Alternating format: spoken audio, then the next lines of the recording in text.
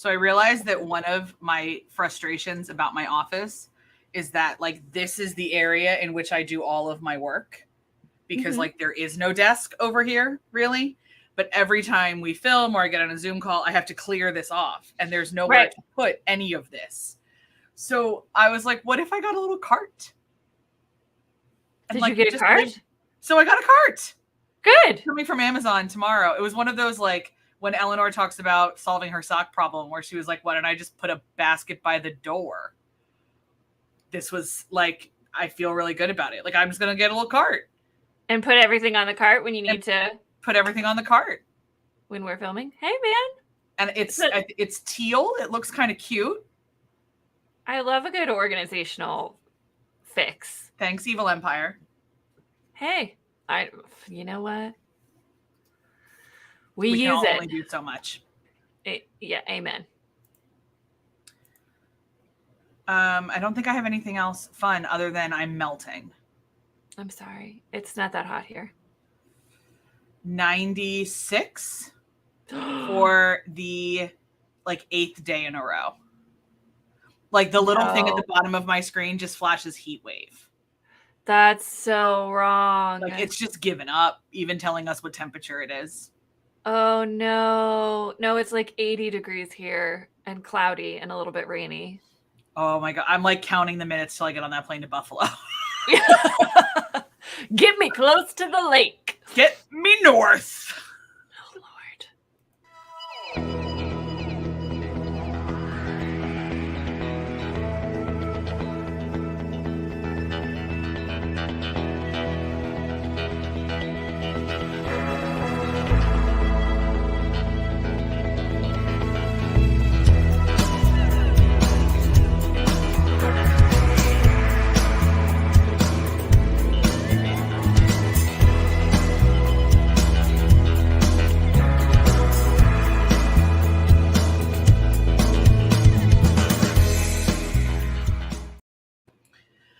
Well, welcome to August 9th, everybody.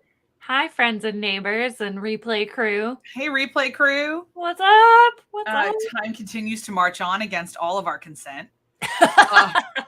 Yes.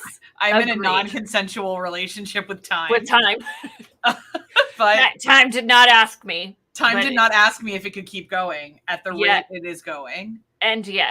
And yet here we are. Speaking of things that are non-consensual, let's kick it off and talk about our Brittany.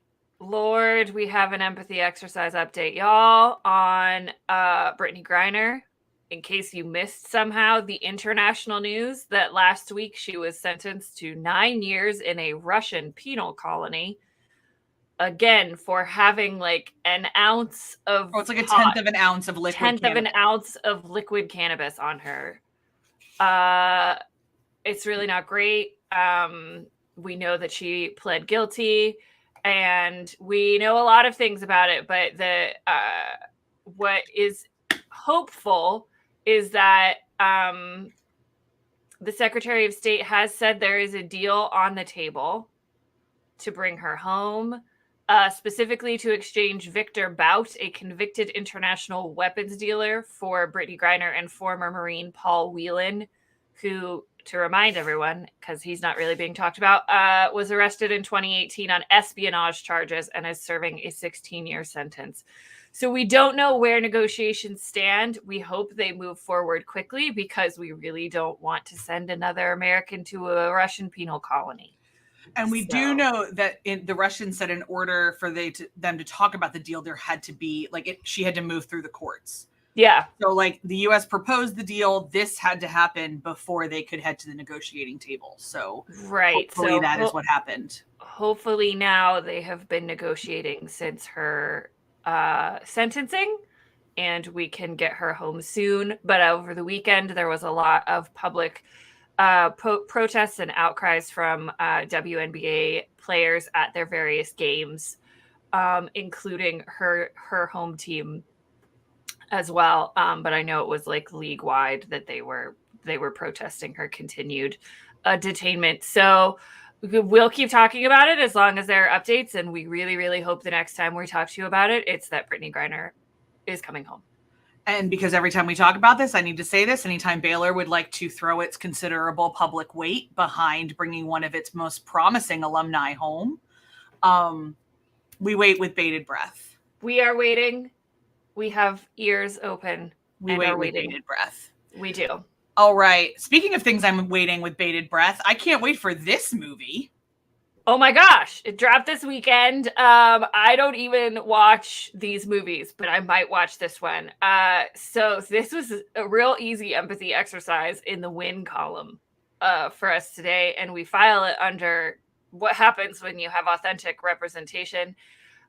So there's lots of stories out there about Hulu's latest addition to the Predator franchise, which is called Prey. Which I did not even know existed until this article. I was like, there's a franchise? This is how much this is not in my wheelhouse. It's a big thing for people who love it. And so thrilled for you. I hope they're very happy with it. It is a property from Dan Trachtenberg, who previously did 10 Cloverfield Lane, which was critically beloved, I do remember.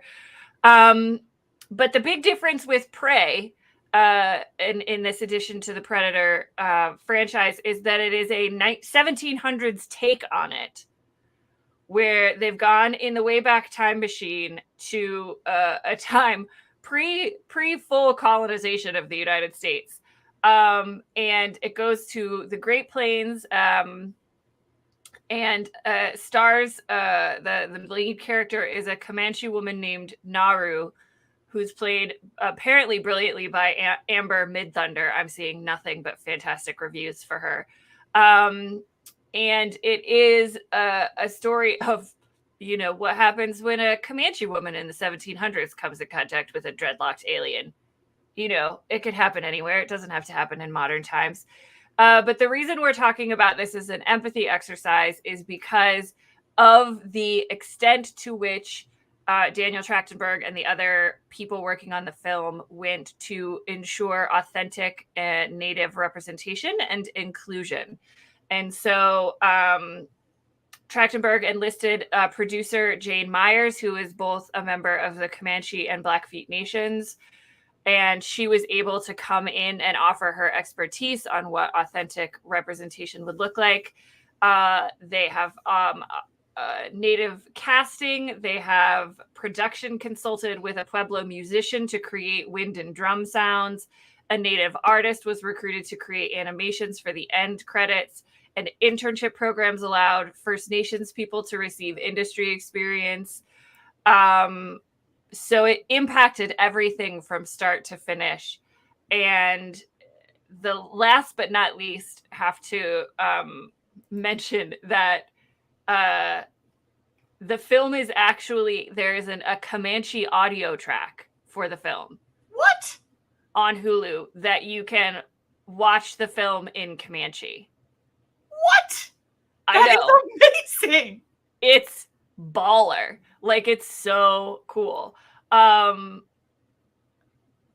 just am like blown away by this. And so Myers has said, you need to watch it in Comanche first for culture. You have to watch it twice. So I guess I will be watching it twice because I have never seen a full feature length horror alien film in an indigenous language. So excited about that.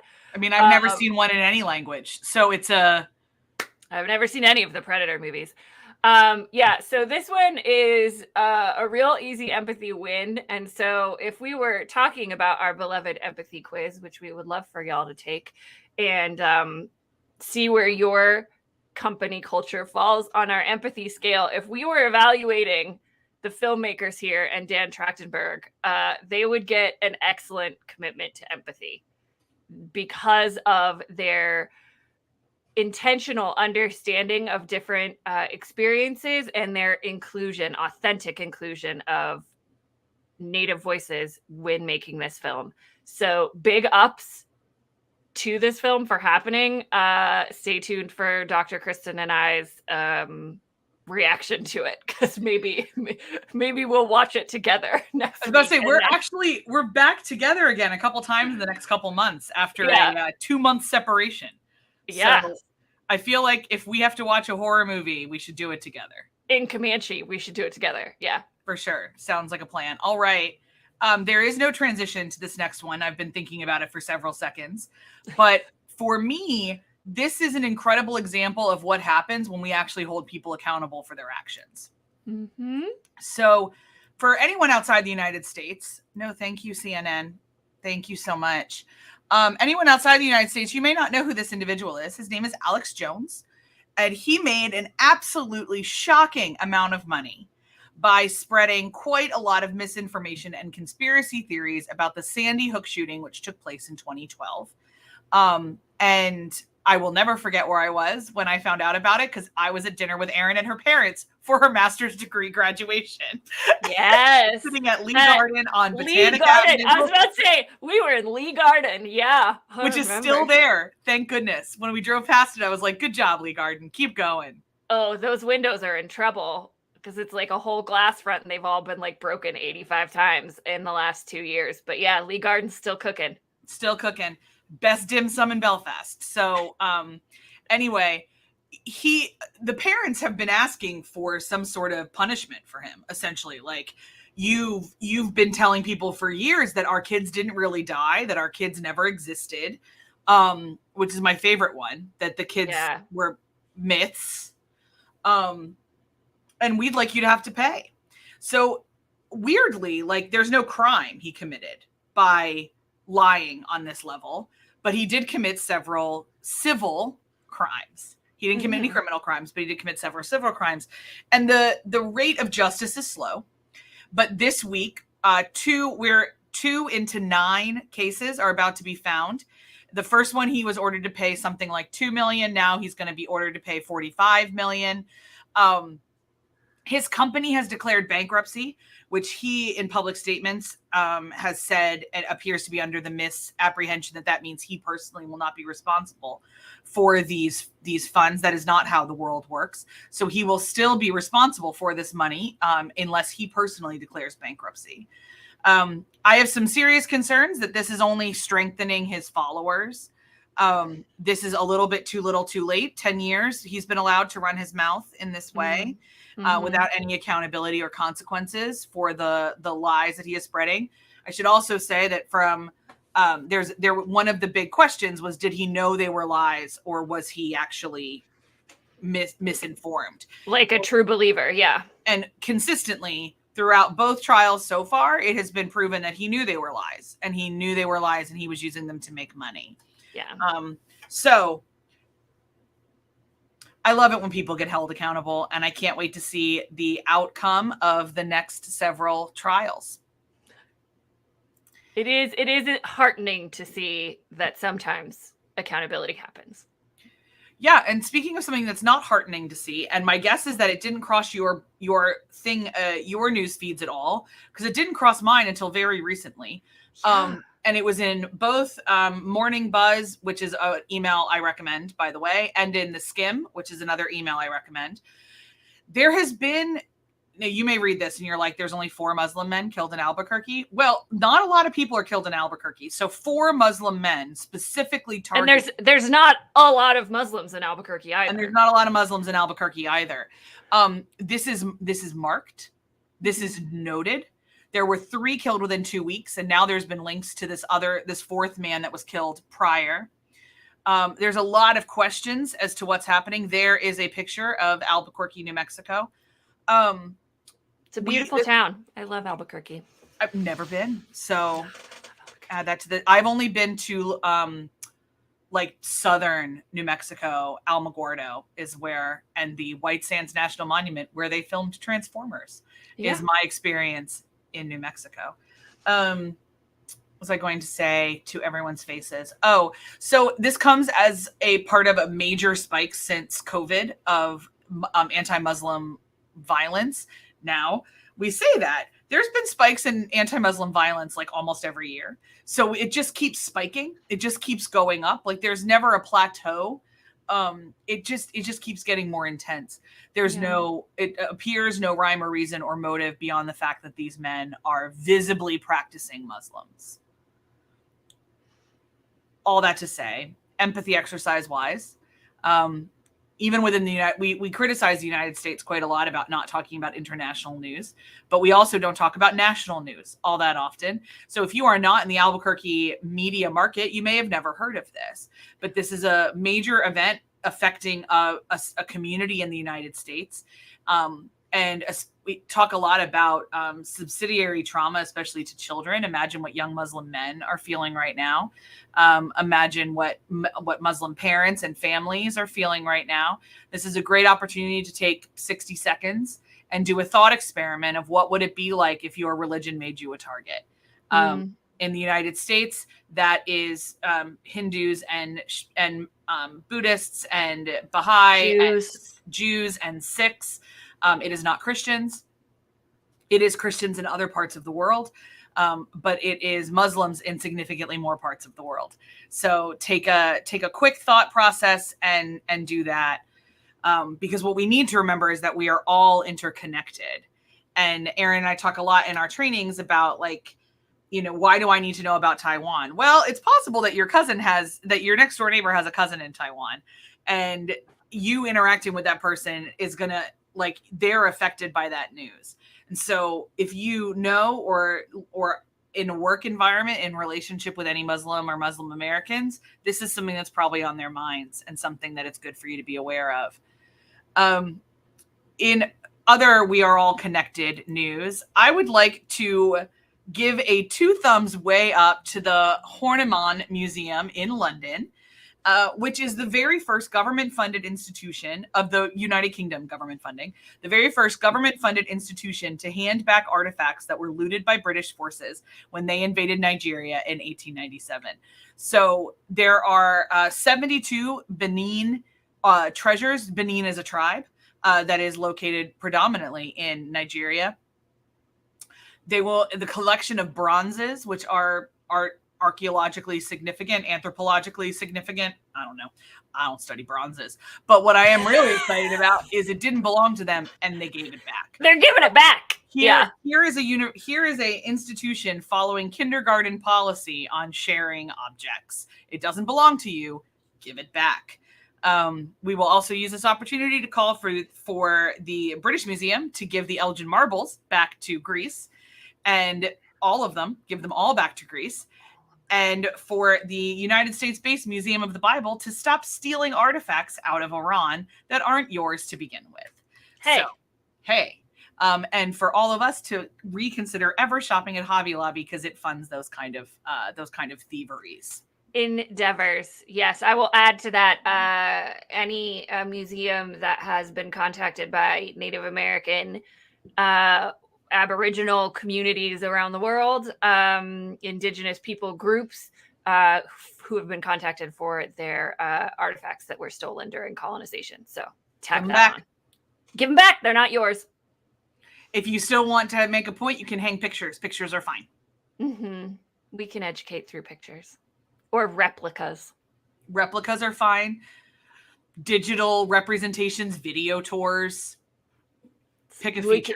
We can be creative. We've got lots of tech. We can 3D print stuff, y'all. Give them back. I know. All right. Speaking of things that are being given away, that's a terrible transition, but it's what came to my head. There's an article that came across my news desk in a conversation about drop boxes or safe haven spaces for people to give up their babies, their newborns, in a way in which they are not then legally culpable for it. And this is something that has happened for quite some time in the United States. The first law was passed in Texas in 1999 called the Baby Moses Law. And safe havens have been a particular arguing mechanism for anti-abortion folks who say, like, well, look, if we offer these safe haven spaces, then we're giving them an option if they don't want to parent the child. That is also presuming that the person is capable and or wants to carry the child to full term, which is a different conversation. But I wanted to bring this into our empathy exercise discussion because the particular point this is making is the concern that adoptions, women's health, reproductive health experts are having to this, saying that, the safe haven laws are not a panacea. They're not an entire fix for this issue, as the argument was recently made in the overturning of Roe v. Wade by Justice Amy Coney Barrett, who literally was just like, well, we can have safe havens and then there's no need for abortions. First of all, any form of restricting abortion access, safe abortion access in the history of humans has never stopped abortions from happening. It just makes them unsafe, and it kills more humans, both babies and adults. Second of all, for a lot of these activists who are arguing against the panacea of safe haven laws, they argue that it is a sign that the person who is pregnant has fallen through the crack of existing systems. Mm-hmm. And I thought that was an interesting point to bring up. They may have concealed their pregnancies or given birth without prenatal care. They may suffer from domestic violence, intimate partner violence, drug addiction, homelessness, or mental illness. The adoptions themselves could also be problematic, with women potentially unaware that they are terminating parental rights, and children left with little information about their origins. So just that brief paragraph there to say this is a much bigger issue than just giving people a safe space to drop off their babies. But I really loved that perspective that, like, if they have come to that point in their pregnancy, the systems have failed them, the supports. And so we need to look at why these systems are failing, because I don't think we really want the last option or the only option or the best option for these humans to be literally putting their babies in a box. Yeah, I'm just thinking back to, like, when we were in high school and there was that kind of run of girls giving birth in the bathroom at prom, or so the media told us that there was a run on women, on girls doing that. I don't know if there really was. And how a lot, like, the way it was kind of presented was, how could these girls not know they were pregnant? How could, why didn't they tell anybody? And I remember I had a friend who was a nurse who was just like, and then those poor, like, their bodies didn't deliver the afterbirth necessarily. Like, they're not anywhere safe. Like, they may have placed their babies in a box and then crawled somewhere to die themselves. Yeah. And this is not the answer. No, it is not. So safe and empathetic and comprehensive reproductive health care, we believe, is the answer. We are all for creative solutions, however, to healing trauma and to moving forward. We just want to say that drop boxes are not a creative solution, because they've already been tried and found wanting. What is a creative solution is hip stretching to heal trauma. Tell us about it, Erin. Yeah, this one was an interesting one that I saw because I love the creativity. I love that TikTok is being used to help people.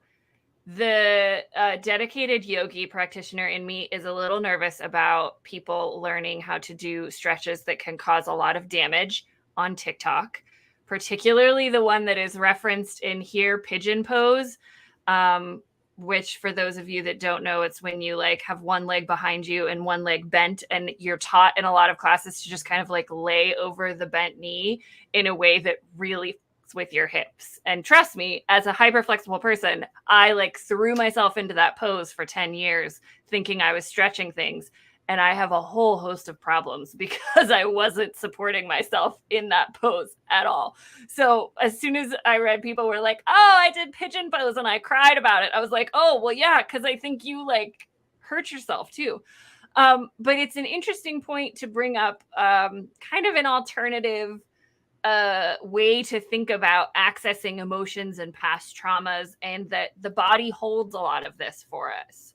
And so it's kind of a both and empathy. Like, I would be the almost 40-year-old being like, pump the brakes, kiddos, and, like, do some research about the stretching and maybe go see a physical therapist or a yoga practitioner. But I love the idea that it's helping people deal with emotions and what's going on with their bodies.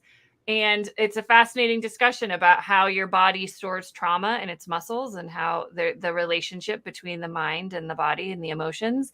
So an interesting empathy exercise in terms of understanding kind of creative alternatives to how we think we're dealing with our trauma and our pain. But please don't throw yourself into pigeon pose without help or like a stack of blankets, for crying out loud. Trust me, even you young chickens that are like 20 and hyper flexible, take it from the old in the room 20 years later, like you have some real issues with it. So I love the idea, but I would also love for us to have more understanding of how the skeletal muscular system works before we just start throwing ourselves into stretches. Great. Yeah, I cry every time I get acupuncture.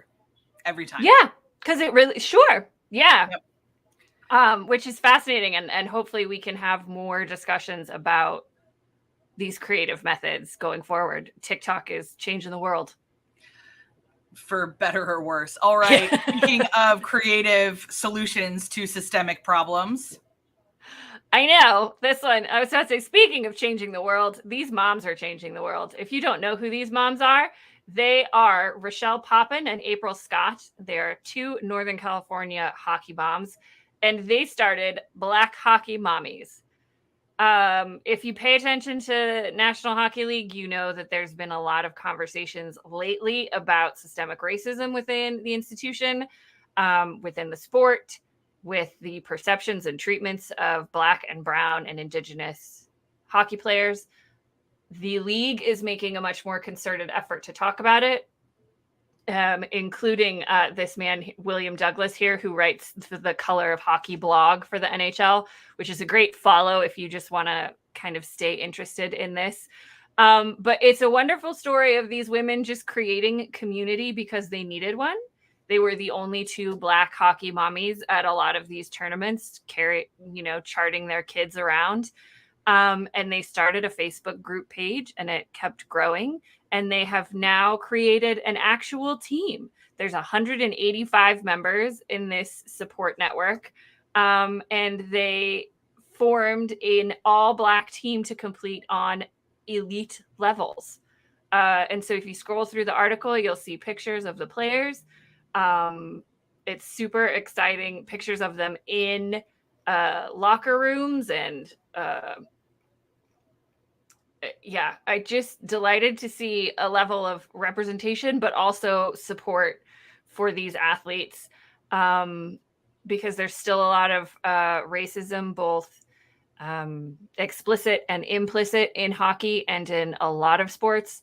And so creating, not only challenging the stereotypes of what it looks like to be a hockey player, but also creating a support network for these kids and for these parents who are stepping into a very white sport, and attempting to say, like, we love hockey and we're playing the game too. So I saw this and I was like, and that will be my last empathy exercise, because it's the kind of empathy exercise that gives us all the warm, fuzzy feelings.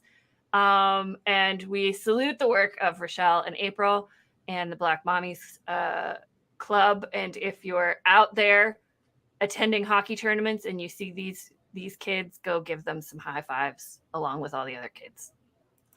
I'll tell you, all of this talk between our Canadian correspondent and Aaron about hockey has gotten me to my very first NHL game this fall. I just bought tickets. So it is a sport that is easy to fall in love with, mostly because it is vaguely controlled chaos. So it's particularly fun.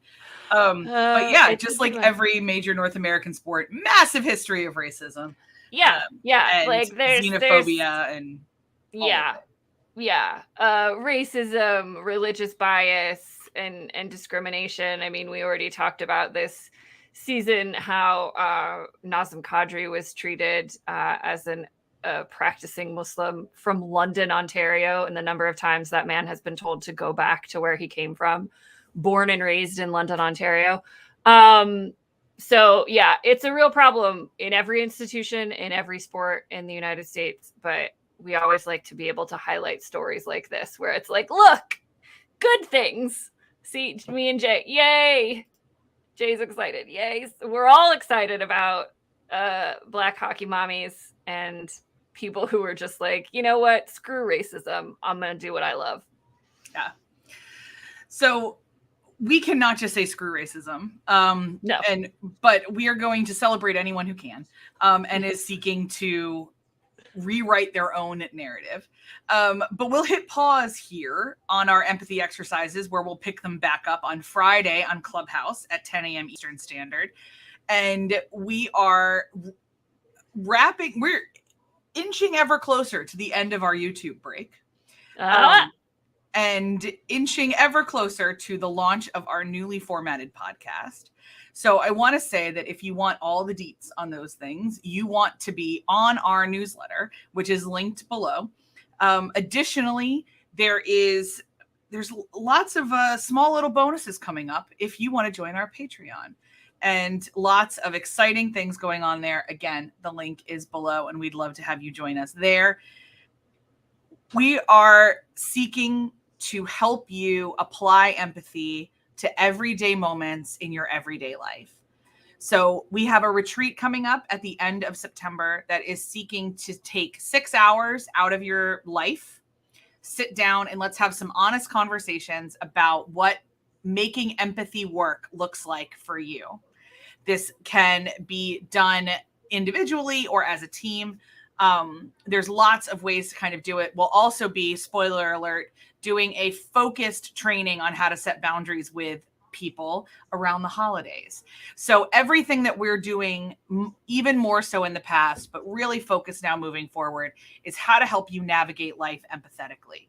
And we'd love to have you join us on this journey. So make sure, like I said, to subscribe to that newsletter. And if we don't see you before next Tuesday, we would love for you to think of us when you read the news. And if you catch an empathy exercise, send it along to us. And our deep hope is that you can practice empathy for yourself and others, thereby lowering your anxiety and humaning on a different level. And we want to support you in any way we can. We'll see you guys soon. Take care, everybody. Thanks for joining us.